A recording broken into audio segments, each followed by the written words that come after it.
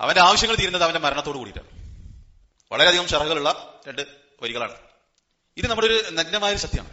നമ്മുടെ എല്ലാ ഷുഗലുകളും കഴിഞ്ഞതിന് ശേഷം അള്ളാഹുവിന്റെ മാർഗ്ഗത്തിൽ പ്രവർത്തിക്കാന്ന് വിചാരിച്ചാൽ നടക്കൂല. കാരണം ഒന്ന് തീരുമ്പോൾ ഒന്നുണ്ടാവും, അതല്ലെങ്കിൽ മറ്റൊന്ന്, അല്ലെങ്കിൽ വേറെ എന്തെങ്കിലും പ്രശ്നങ്ങൾ, എന്തെങ്കിലുമൊക്കെ വിഷയങ്ങൾ മനുഷ്യന്റെ മുമ്പിൽ ഉണ്ടായിരിക്കും. മനുഷ്യന്റെ ആവശ്യങ്ങൾ തീരുന്നത് മരണത്തോടു കൂടി മാത്രമാണ്. ജീവിച്ചിരിക്കുന്ന മനുഷ്യന് ഇങ്ങനെ ഒന്നല്ലെങ്കിൽ പ്രശ്നങ്ങളും ആവശ്യങ്ങളും വിഷയങ്ങളും ഒരുപാട് ഇഷ്യൂകൾ അവന്റെ മുന്നിൽ ഉണ്ടായിക്കൊണ്ടേയിരിക്കും. ഇതൊരു സത്യമാണ്. സുഫിയാൻ സൗരി റഹ്മത്തുള്ളാഹി പറഞ്ഞിട്ടുള്ള ഒരു യാഥാർത്ഥ്യമാണ്. ഏതൊരു സാധാരണക്കാരൻ മനസ്സിലാക്കാൻ പറ്റുന്ന ഒരു യാഥാർത്ഥ്യമാണ്. അപ്പൊ നമ്മുടെ എല്ലാ പ്രയാസങ്ങളും തീർന്നിട്ട് അള്ളാഹുവിന്റെ മാർഗ്ഗത്തിൽ സ്വതക്ക കൊടുക്കാന്ന് പറഞ്ഞാൽ അത് നടന്നോളുന്നില്ല. നമ്മുടെ ശൂലുകൾ തീർന്നിട്ട് ഒരു ആയത്ത് ഹിഫ്ലാക്കാം, അത് മാത്രം ആലോചിച്ചാൽ നമുക്കൊരു ആയത്ത് ഹിഫ്ലാക്കാൻ അല്ലെങ്കിൽ ആയത്ത് പഠിക്കാൻ നമുക്കുള്ള മുന്നിലുള്ള പ്രശ്നം എന്താണ്? അല്ലെങ്കിൽ ഒരു ദർശനം വരാൻ നമുക്കുള്ള പ്രശ്നം എന്താണ്? വാഹനമുണ്ട്, ദൂരം പ്രശ്നമല്ല, വരാനുള്ള ആരോഗ്യമുണ്ട്, പഠിക്കാനുള്ള ബുദ്ധി അത് തന്നിട്ടുണ്ട്. പക്ഷെ നമ്മളെന്ന് വെച്ചാൽ ആ ചത്താടിന്റെ പിന്നാലെ അള്ളാഹുവിന്റെ അടുത്തൊരു വിലയില്ലാത്ത കൊതുകിന്റെ ചിറകിന് പോലും വില, കൊതുകിന്റെ ചിറകിന്റെ അത്ര പോലും നിസ്സാരമായ വിലയില്ലാത്ത ദുനിയാവിന്റെ പിന്നാലെയാണ്. അതല്ലാത്ത വേറൊരു കാര്യമാണ് നമുക്ക് ശറഈ ആയിട്ടുള്ള എന്തൊരു ഇതരാണ് നമുക്ക് ബോധിപ്പിക്കാനുള്ള ഇത്തരത്തിലുള്ള വിഷയങ്ങളിൽ.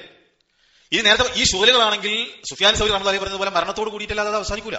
മനുഷ്യൻ ജീവിച്ചിരിക്കുന്ന കാലത്തോളം അവന് ആവശ്യങ്ങൾ ഉണ്ടാകും, അവന് ഓരോ കാര്യങ്ങൾ ചെയ്യാനുണ്ടാകും.